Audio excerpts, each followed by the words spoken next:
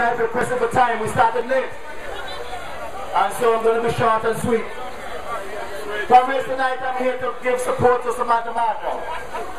Samantha Marshall, who has been in the vanguard for some time. And I realize now that Samantha Marshall has got to be on the ropes. This boxing ring that they're both in, he is now on the ropes. The jabbing and the slamming. And Comrade Samantha Marshall, all you have to do is to keep got to be on the ropes. Because I know for sure the time is coming that he will get that technical knockout.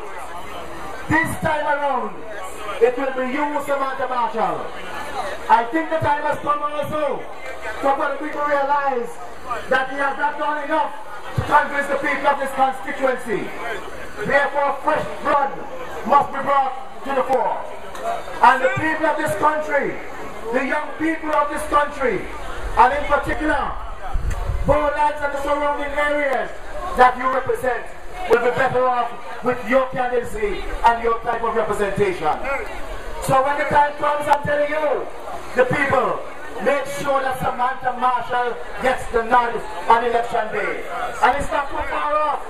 If you watch what is happening in this country, you can tell that the election is coming very close. Very close. But my dear comrades, tonight, I just want to touch on the state of the economy and what it is doing to the people of this country. In Antigua and Barbuda, we are suffering from a diminished income in this country. The revenue of this country is short. The government cannot survive with the kind of revenue that they're getting. Therefore, they're not able to pay wages and salaries.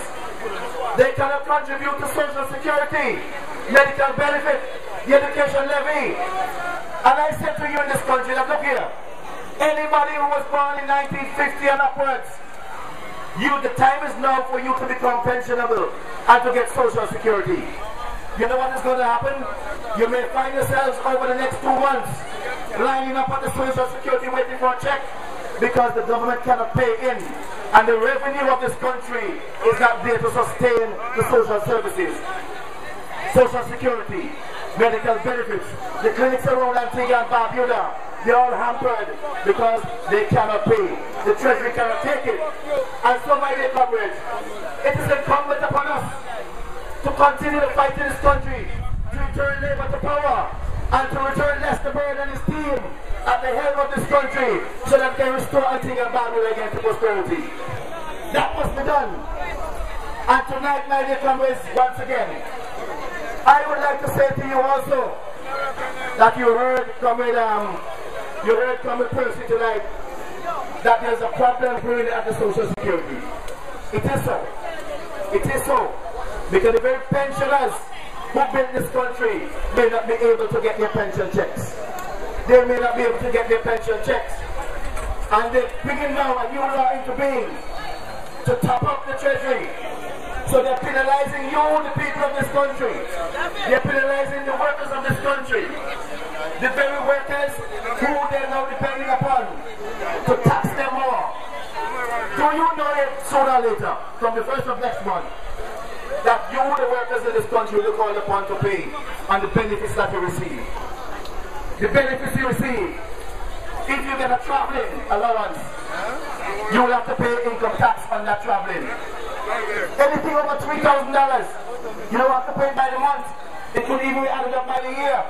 When the tax returns are turned in and you pass the threshold of over $30-something thousand a year, you will be called upon to pay that money back to the government. You will be called upon.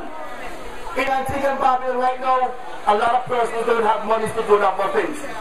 And if you're getting a piece of land, you're buying a piece of land, and you have a lawyer friend who's out there willing to help you to do your work for free. When the Inland Revenue gets that information that the transfer has been done, and it's you, the person who benefits from that transfer, it must be told to the Inland Revenue Department.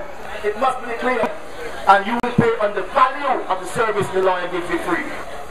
Those are some of the things that will happen to you. Those of you who have government vehicles up in here enjoying yourselves in the day. Once you leave your home to work, during your lunch hour you have to run and pick up your child. In the afternoon, you take the vehicle back to your home. You will be logged and you will be charged on the mileage that you use while you use the vehicle at those particular times. And so, my dear comrades, you will not get away.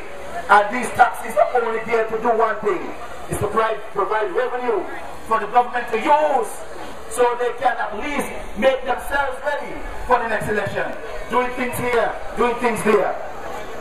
But my dear comrades, of all the speakers who are here tonight we started late again, and I want to just leave you with one thing. Unless work is not provided in this country, there will be no generation of income. And therefore this country is sliding away. Sliding away.